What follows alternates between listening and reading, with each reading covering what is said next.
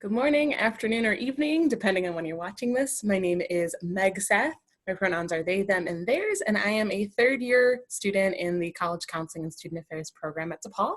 Today, I'm going to be sharing with you my process around the capstone project I completed, which was working with orientation leaders here at DePaul University.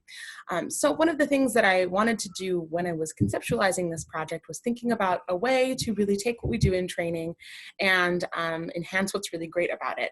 And one of those things is the amount of practical skills training that orientation leaders get during our summer training. The way that training is split up at DePaul is into two chunks, spring and summer, with summer being the place where most orientation leaders get that really hands-on experience. Feedback from our past year's teams, as well as professional literature, shows that it's really important to get some of that hands-on experience a little bit earlier on in order for orientation leaders to build their confidence. This confidence is important because they are tasked with leading our brand new incoming students, and with that confidence, they can help create community amongst those new students. And community is a really key piece of orientation overall, especially for our brand new students who rank finding a sense of belonging and community as one of the top 3 concerns that they bring into the start of their college experience here at DePaul University. So something to help us encourage those orientation leaders to build those community skills, those facilitation skills, was creating a live role play as part of our training. And we called this training Connect DePaul, Building Communities in Online Orientation.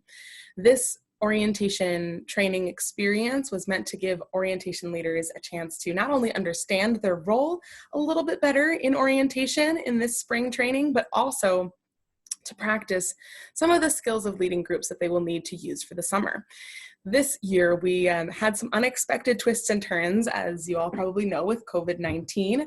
So this training, while hands-on focused, did take place virtually, and orientation leaders will be expected to lead their groups virtually.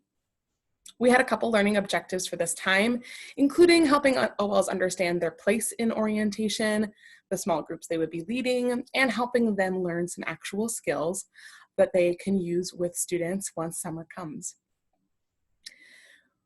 So we assessed multiple times just to see if we could ascertain some growth, and we did a pre-assessment, the training session the week prior to this training, and then a post immediately following this training.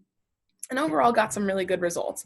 We saw a shift towards positive results in the quantitative pieces that we were asking our orientation leaders. We also saw some shifts in terms of the language that orientation leaders used to describe their experience on the qualitative items.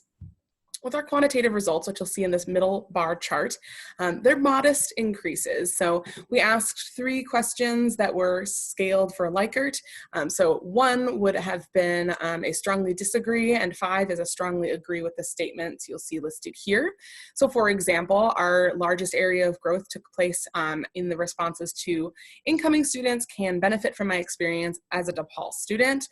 We saw numbers from averaging around that 4.75 mark shoot up to more towards 4.9, which is almost everybody saying they strongly agree with that statement, which is really good improvement, especially for only a week's time and 1 training's passage. The qualitative areas where I think we had some of the most interesting learning opportunities around our orientation leaders and what they need going forward. 1, overall, our orientation team is very positive, very confident, which is great to see, knowing they will be tasked with leading students in a very unknown situation. However, there was definitely an increase in excitement, comfort, and readiness from the pre to the post test. And that's illustrated a little bit more graphically below in those 2 pie charts. So the question asked on both pre and post was, when I think about working with incoming students via Zoom, I feel, and this was an open response answer where OLs could write whatever they'd like. In coding the data, I found that both excitement and nervousness were key to their experiences, but the other things that they used to describe their feelings shifted pretty significantly from pre to post. In pre, we saw a lot of language around fear and unpreparedness, and in the post, we saw a lot more responses indicating readiness and confidence. This leads me to my recommendations, which would be that continued practical training will be helpful for these OLs to help them build their efficacy, build some confidence, and also since some time will pass between now and when orientation leaders are leading programs, it would be best, I believe, for them to be able to get some of that more hands-on practice. I would love to talk with you more, especially at our live capstone conference coming up on the 27th. But if you have any questions or would like to see my references between now and then, I can be reached at mseth, that's S-E-T-H, 2 at depaul.edu. Again, that's mseth2 at depaul.edu. Thank you so much, and I look forward to speaking with you soon at our live conference.